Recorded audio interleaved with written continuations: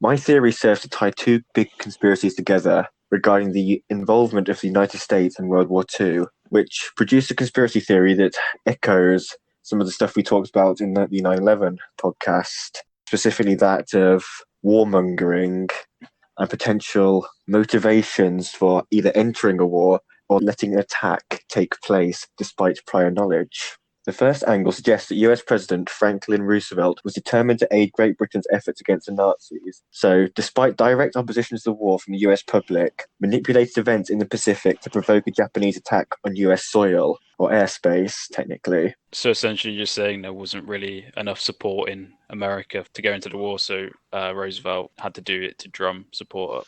Essentially, yeah, the American public was That is very quite well known. Yeah, they were very against anti-war. joining in. See, Yeah. this is the thing. I know we do have a few American listeners, but America was whole against the idea of joining World War One and World War Two because America was seen as a very much peaceful country in its constitution, and I mean after World War Two, it just clearly gave up on that, didn't it? Suppose, I mean, after World War One, they had the Great Depression, I think, if I remember correctly. So. Yeah, they did take over as the number one economy around 1916, I think, during World War One. Yeah, but then under Roosevelt, they enabled his great boom for just spending money, both through building infrastructure and everything like that. So I don't think they want to see that slide again with the involvement in another war. So leading on from this first potential for provoking the Japanese, the second part of the theory indicates that the US had advanced knowledge of the 1941 attack on Pearl Harbor and did not act on it in order to ensure the US entered World War II. Revisionist historians have highlighted decisions made regarding defense policy during his terms in office, as well as rhetoric used on the campaign trail by Roosevelt during his 1940 election, or bid to be re-elected.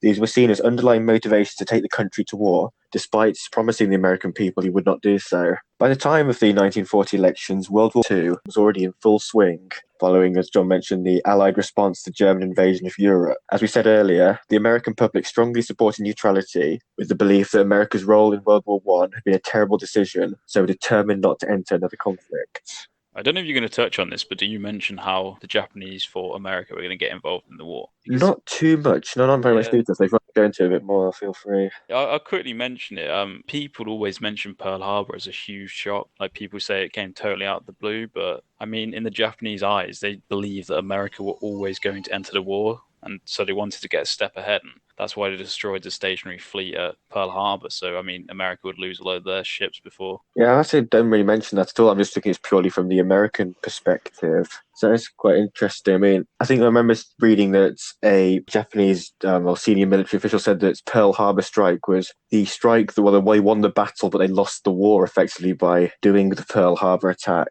Yeah, pretty much. I mean, America had no choice but to get involved after it. So whether Japanese intelligence was right that America were going to join the war anyway. I think they were almost certainly going to join anyway, because didn't America join the war on the day of Pearl Harbor? You can argue that their hand was forced by Pearl Harbor, but as I'll mention slightly later, they had been inching towards it with certain decisions and tactics. I think it's a very American kind of way to do it. Leave Europe until like we get involved in any way, shape or form. So when the Lusitania got sunk in World War One, America finally joined World War One, and then it took the Pearl Harbor attack for them to join World War Two. So, like I say, as I mentioned later on, some of their actions could have been seen to be, well, jeopardizing their neutral status, basically. Provocative. Well, yes. So Roosevelt had made multiple statements outlining his commitment to keeping the US out of another war, unless they were attacked by a foreign power. This was later interpreted as him saying that should the war come to US soil, it would no longer be classed as foreign. So the US would have every right to defend their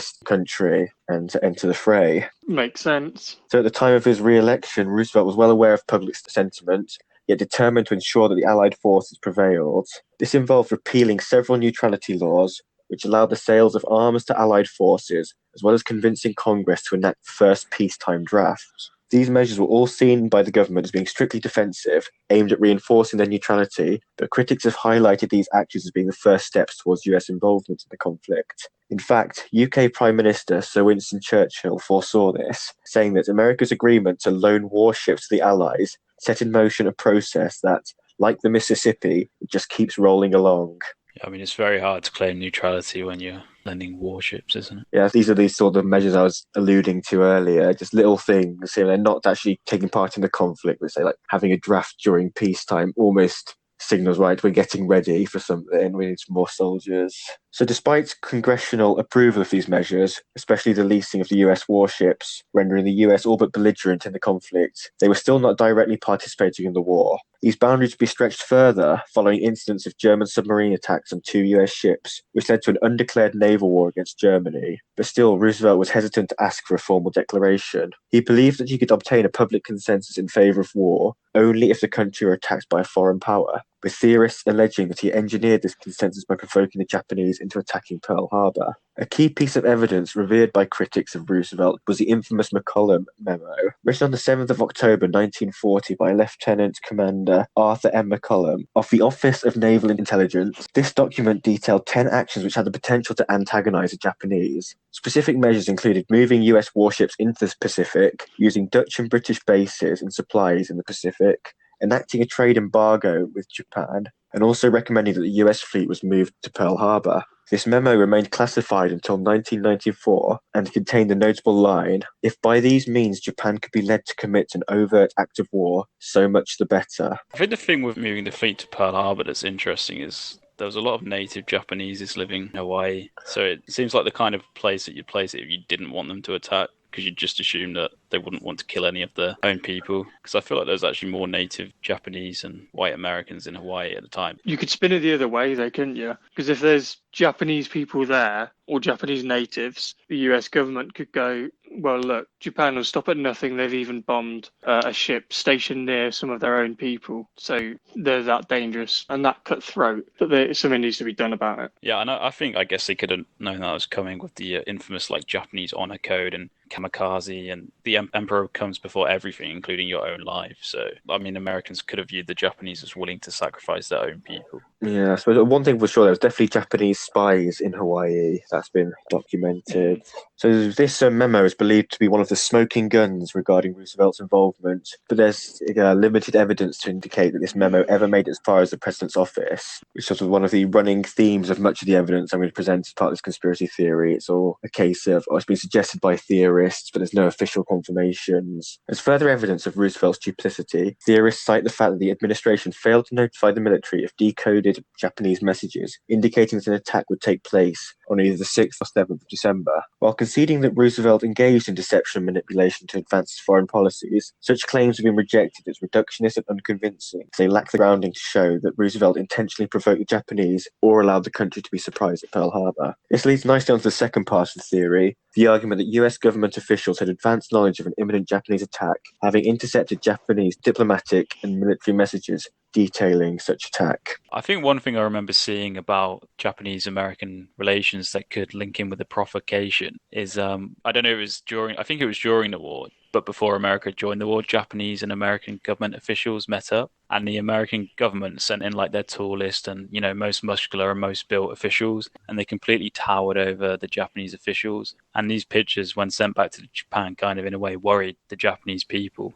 That this would be the enemy that they might have to fight, these huge, powerful people. I don't know if America did it on purpose or their government officials are just built like Arnold Schwarzenegger. I don't know. You imagine that sort of thing would definitely anger, say, maybe a Kim Jong-un type character who's quite insecure. Yeah. What effect does it have on the Japanese are now known as being very polite, very considerate? Yeah. At time as well, I think the Americans were very racist towards the Japanese and thought they were kind of stupid and could never cope or never catch up with American technology and stuff like that, which obviously angered the Japanese as well. And at the same time, surprised the Americans that the Japanese churned out these insane warplanes and warships in such a short period of time. Yeah, so it's the fleets that attacked Pearl Harbor was the biggest Navy fleet ever assembled in the war. There's definitely tension between the two countries. So I think just sort of geographically, Americans are taller than Japanese people. I'm not sure they've given some promotions to people who can bench press the most or is the tallest. Just in with these meetings to maybe make them feel insecure. But it's a bit of a petty move. But I probably wouldn't put it past them. Just as, I guess, a subliminal threat. Yeah. But I suppose what can a 6'2" built American do against a kamikaze pilot who's willing to sacrifice his life for the emperor? Absolutely nothing, yeah. So, on the topic of kamikaze, the official narrative states that the US Navy was taken completely by surprise when, on the morning of the 7th of December 1941, the Japanese Navy Air Service attacked the US fleet stationed at Pearl Harbor in Honolulu, Hawaii. A total of 188 US aircraft were destroyed, 2,403 Americans were killed, with a further 1,178 injured. Later that day, Japan announced a declaration of war on the United States. So in response, Congress declared war on Japan the following day. Then on December the 11th, Germany and Italy each declared war on the US, who responded with war declarations of their own. If the Axis had won the war, I think it would have been, I mean, obviously it wouldn't be interesting because of how horrendous it would be, but it was just intriguing to know what would have happened because there's no way the Germans fit in the Japanese ideal race, and there's obviously no way the Japanese fit within the Aryan super race ideology, so who'd have known what would have happened next? Yeah, plus there's some lines of thought who are basically critical of the Pearl Harbor official narrative that suggests that had Pearl Harbor not taken place, the Nazis and the Soviet Union would just have wiped themselves out, sort of bringing an end to the war that way, which would meant we wouldn't have seen the two nuclear bombs being dropped. Did nuclear testing start before World War II for America, or did they just manage to pull it off after Pearl Harbor? Yeah, I think there must have been testing, the years leading up to it, but I suppose they fast-tracked these in the war, because it came right at the end of, the war had already been going on for 6 years by the time they dropped the first nuclear weapon. These things don't exactly happen overnight. So there are multiple reports that US intelligence services have intercepted Japanese diplomatic and military transmissions during the weeks leading up to the attack, even going so far as to suggest that the US Navy had prior knowledge of Japanese movements as they were en route to Pearl Harbor. The first of these codes were known as the bomb plot messages. These were intercepted in October and November of 1941 and contained plans from Tokyo for their spies to gather intelligence that detailed the layout of Pearl Harbor and specific locations of US ship moorings. Even after being decrypted and translated, this message was apparently not passed on to Navy commanders at Pearl Harbor, which theorists have, of course, suggested was to allow the attack to proceed as the Japanese had planned. Do you have what the actual decrypted code was? Because I remember it being quite obvious when I heard it myself. I mean, they'd mentioned before that they needed to refuel at a certain code word, and it happened to be Pearl Harbor. And then in a later message, they mentioned that they were going to, head towards that same code word. I don't actually have the specific codes for this. That's a different code to the one I'm mentioning here. Yeah, I mean, it wasn't quite like cracking a German code using Enigma. It was quite a simplified code, to be honest, for such a big monumental attack. Yeah, I've heard that as well. But I think some of the other codes that the US reportedly cracked were a lot more complicated and took a lot more work. I'll say for the Enigma one, it was a bit of a stroke of luck. I think 3 Polish people were able to build a replica of the Enigma machine that the Germans used, which was then sort of used by Turing and his team to properly start cracking the German messages. Didn't they find the instructions? That's probably oversimplifying it a bit. They got their hands on one, didn't they? I think they were able to build like a replica from some, readouts or blueprints or whatever it was. Yeah, more they reverse engineered it rather than actually trying to crack the code. Yeah, because it was uncrackable. So the Americans weren't able to reverse engineer, so any codes they were cracking, they did have to do the long way. Bit of Sudoku in the morning. I'm sure I read somewhere that if the modern day computers, if they were given the Enigma code, could crack it in 10 seconds or something. It's crazy. Yeah, it's mad. For these codes, though, there was nothing within these specific bomb plot messages that indicated any plans for attack. It was likely that these reports were just part of routine surveillance that all countries maintained during wartime. So they literally did just state the locations of ships and the layout of Pearl Harbor from the air, I think. So there's no direct evidence that Roosevelt knew about these particular transmissions, despite reported assertions from his biographers that believed he was receiving intelligence summaries regarding Pearl Harbor, as well as reading the actual raw decryptions. So another Japanese code, which was dubbed Purple and used by the Foreign Office and only for diplomatic messages, was broken by army cryptographers in 1940. A 14-part message using this code, sent from Japan to its embassy in Washington, was decoded on the 6th and 7th of December. The message, which outlined Japanese intention to break off diplomatic relations with the United States, was to be delivered by the Japanese ambassador at 1 p.m. Washington time, which was dawn in the Pacific. This was then interpreted as the Japanese intention to attack at dawn somewhere in the Pacific. Warnings were sent to American bases in the area, including Hawaii, but due to atmospheric conditions, the messages were delayed and not received until the attack was already underway. There are claims that the Japanese Navy did not explicitly mention Pearl Harbor, and that no purple traffic pointed towards that location, as the Foreign Office routinely excluded from sensitive or secret material, including war planning. It was also possible that any such intercepts were not translated until after the attack, or indeed after the war ended. But in both instances, all traffic from these pre-attack intercepts had not been yet declassified and released to public domain, rendering any such claims indeterminate. I think I remember reading that the actual decryption that it was going to be Pearl Harbor was just done by like a random guy. I think we've mentioned this in previous episodes, but someone just listening to radio transmissions, and he just happened to hear one of the Japanese pilots' radio transmissions, which stated that they were heading towards Pearl Harbor. Same bombs away.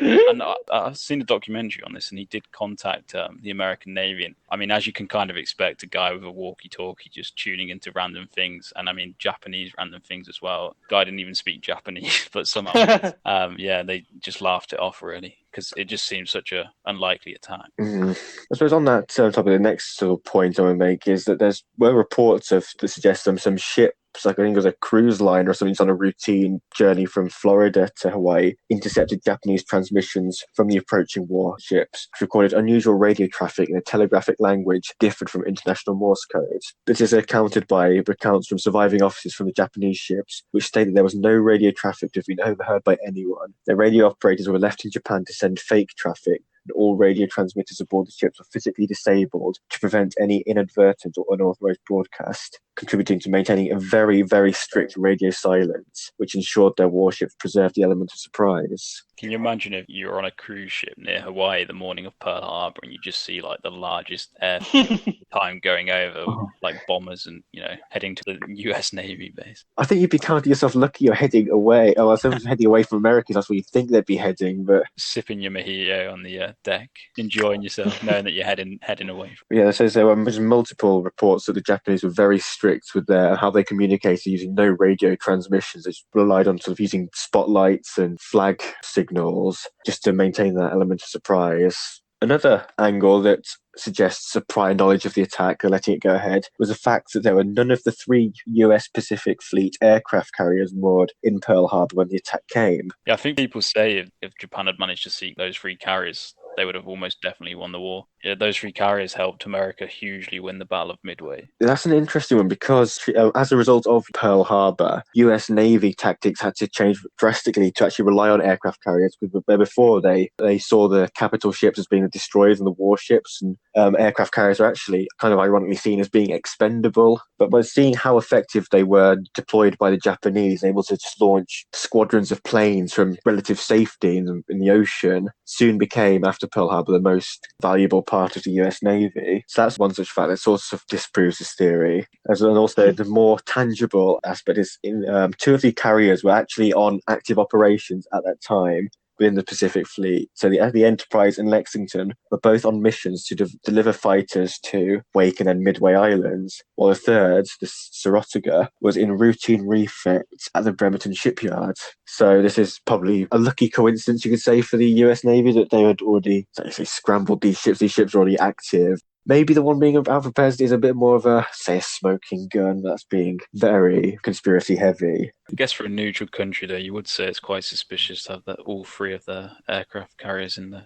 Pearl Harbor base out and about. Yeah, I suppose especially these 2 ships were on missions to deliver fighters to their bases. But one of them, at the time of the attack, was actually heading back to harbour. The Enterprise, having been delayed by adverse weather, so found itself about 200 miles west of Pearl Harbor. But this was again delayed. I'm not sure why. It was meant to be in port around 7 o'clock, but it never made it back for that time. Perhaps fortunately. Probably because it was 200 miles away. How long would that take in a boat? I suppose I think it was due back at 7. I think it was scheduled to be in, maybe a bit late.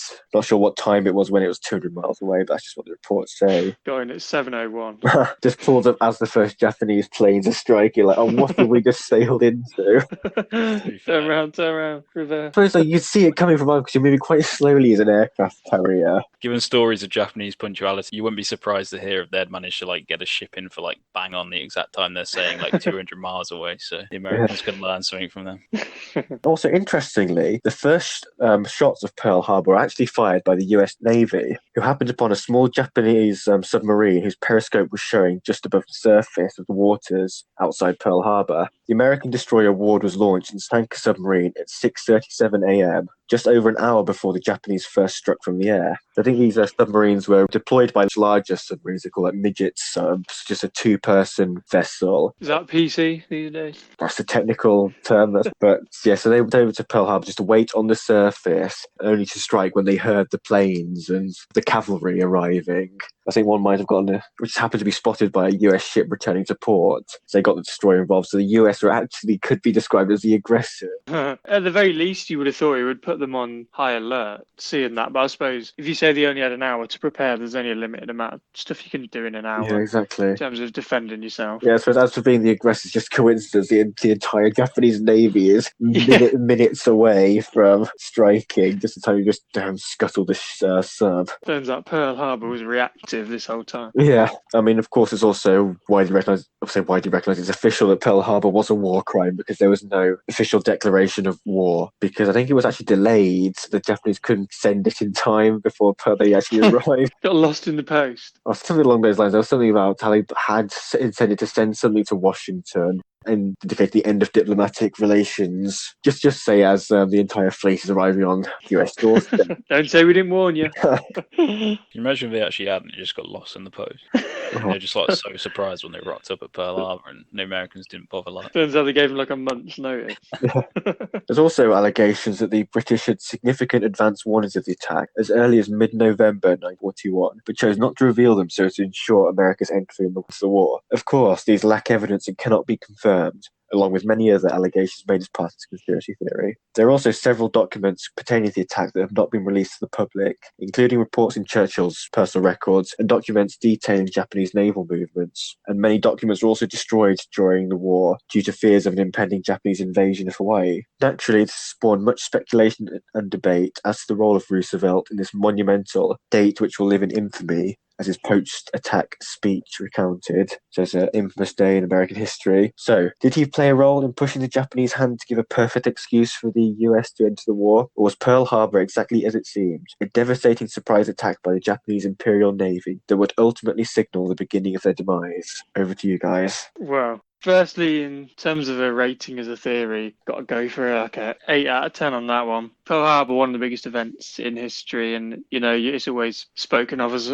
almost a complete surprise. So, yeah, almost like unprovoked and all that kind of stuff. So yeah, for it to have been maybe known about and let to happen as some other big events may or may not have been, I think it's got to be an 8 out of 10 on that. In terms of believability, I think there's some really good stuff on it. I suppose the main thing is you do kind of think, how can they not have even had an inkling that they were going to get dragged into the war, especially by Japan, like you say, as well as Luke kind of touched on as well, that there'd been meetings during the war. Don't know specifically what they were about, but you could always assume America, especially after World War One, that they were always going to get dragged in at some point. And kind of as you mentioned, it doesn't surprise me that they were actively keeping an eye out, trying to crack codes, listening to comms, and that they had intercepted a message kind of giving a clue that it might happen. But they thought, well, this is our perfect excuse to get in, because obviously it's well known that FDR was probably quite keen to join the war, and you can kind of see why, just in terms of self-preservation, if nothing else, because they were always going to get dragged in eventually, or at least attacked, just caught in the crossfire sort of thing, especially with the ties to the UK. So yeah, with obviously public opinion being so heavily against joining the war, it was always going to be difficult to justify going in. So yeah, perhaps it was a case of, maybe getting wind that there'd be an attack, maybe not specifically Pearl Harbor, but kind of turning a blind eye to it, letting it play out, see what happened, and then seeing whether their hands were forced and joining it that way. So I think believability-wise, I'm going to go for a 6 out of 10. Oh, that's quite high. That's good stuff there, yeah. Yeah. I suppose you can see where it's coming from. You think, if your hand is forced, I think in America probably would respond far better to that thing. Oh, we've got to now defend our great nation. I think, and something attack of the magnitude of Pearl Harbor just sent shockwaves through the country. Realize, right, we can't stand by any longer. Yeah, exactly, because you never know if they would have stood by. And what's to say the Japanese wouldn't have thought, well, they didn't respond to that, so we may as well get them again. And plus, going maybe to do a more revisionist history, you think hadn't the Nazis or the Axis forces prevailed and America hadn't entered the war, they would then see America as, right, they're still allies with what was Great Britain and the Allied forces.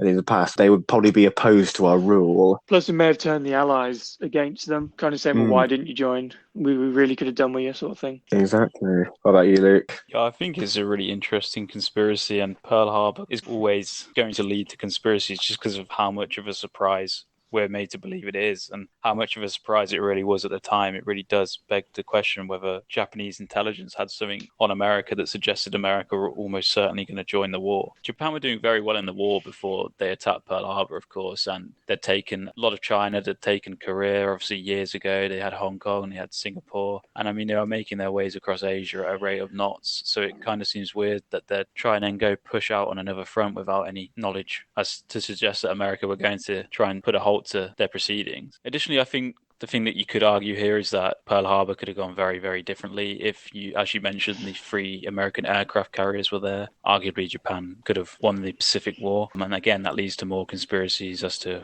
why they weren't there, because essentially they ended up winning America the war. So as a conspiracy overall, I think it's really interesting and there's a lot of good angles to it. So I'm going to give it a 9 out of 10. Ooh. In terms of believability, despite the overwhelming opinion in America that they should stay out of Europe's war and obviously Asia's war too, I guess, I think Roosevelt probably felt that they could do something about it. You know, Europe was wiping itself out. Europe was pretty weak. The Japanese forces were obviously weakening. They were coming up against resistance. And America was one of the most powerful militaries in the world at the time, of course. And given all this intelligence, you wouldn't be surprised if he wanted to somehow find a way to get America involved in the war, because it doesn't really take a genius to work out a huge power joining a war that is weakened all sides is going to swing the war in the favor of the side it joins. Yes, and it was widely reported that Roosevelt wanted to assist the Allied forces whatever way he could, just without the US actually physically entering the war themselves. Yeah, and I mean, it was going to be at a huge sacrifice of lives for America, but if America won, which was likely given the way things were going and their huge power, it was going to be such a huge morale boost for America in general. So you wouldn't be surprised if he was trying to push that decision somehow. I'm not too sure whether he was, but the thing that is really damning for me is that they did somehow know that Pearl Harbor was going to happen. I think the aircraft carriers is just suspicious beyond belief, and there's so many instances of Japanese code being decrypted suggesting that an attack was coming, and it was pushed up to the highest military commandment and just kind of brushed aside. But I guess you just have to question how often people get intelligence that's just a load of crap, and that's why they end up just ignoring the ones that don't have huge evidence behind them. So yeah, I think I do find it pretty believable. I think America were always destined to join the war no matter what. So I am going to give it a 6 out of 10. Yeah, that's good stuff there. I think just expanding on what you just said on your last point, I suppose you mentioned the suspicious things. I think you also stated that the US government weren't sure where was going to be attacked. Surely the fact that there's almost certainly Japanese knew the majority of the US fleet was stationed at Pearl Harbor, surely that would be their area that it would target, because it was known that US moved a large portion of their navy to Pearl Harbor. I mean, I think as well it's quite a logical place for the Japanese to attack, as it's the nearest American point to them and probably limited fuel in planes at the time, and planes travel as far as they can today with it as easy. They were probably always going to go for a more convenient point. Almost, if you're putting your conspiracy hat on, a perfect storm of occurrences. So yeah, I think I'm definitely going to rate this conspiracy. I think it's solid 8.5. Yeah, one thing I will mention as well, John was kind of shocked earlier when you said the ship was 200 miles away, and like, how long does it take for a ship to move that distance? And that just begs the question, like, how long were these Japanese ships heading towards? I did think that as well. Did they not see him coming? I mean, surely America has intelligence in the Pacific Ocean, like, at all times. I mean, it's wartime, and in a documentary I've seen, like, the Japanese were surprised that they weren't caught on the way out there, because it wasn't just a one-day event. It was a couple of days it took them to get over there, and they weren't spotted at all, supposedly. Yeah, I've heard that as well, how easy it almost was just to get to Pearl Harbor and attack without any resistance. Whilst Pearl Harbor was tactically genius, I think the Japanese themselves said there was a 50-50 chance they'd get spotted on the way there. And it does seem ludicrous that the American wouldn't have intelligence surveying that area. Yeah, surely you'd have sort of planes just doing how many tracking flights and UK military reportedly did during the war. You think the US would be doing the same things, just if they are even gearing up to potentially enter the war, they'd be monitoring, keeping tabs on Japan at least. And I think as well what makes Pearl Harbor so special and the conspiracy even greater is the element of surprise, because with the technology we've got today, you're just never really going to be allowed that element of surprise again. Absolutely. I think just for those reasons we've mentioned, the ones I stated earlier, this one does get quite a high believability from me, again, say 6 out of 10, because say it's been well documented how keen Roosevelt was to join the war, to support his allies, and for the amount of intelligence they had at their disposal, which may or may not have been passed up through the command chain or been overlooked. Yeah, I mean, it's so funny looking at it today that America back in World War II and World War One was supposedly the neutral pacifist country. Oh, yeah. It seems to be such a polar opposite today.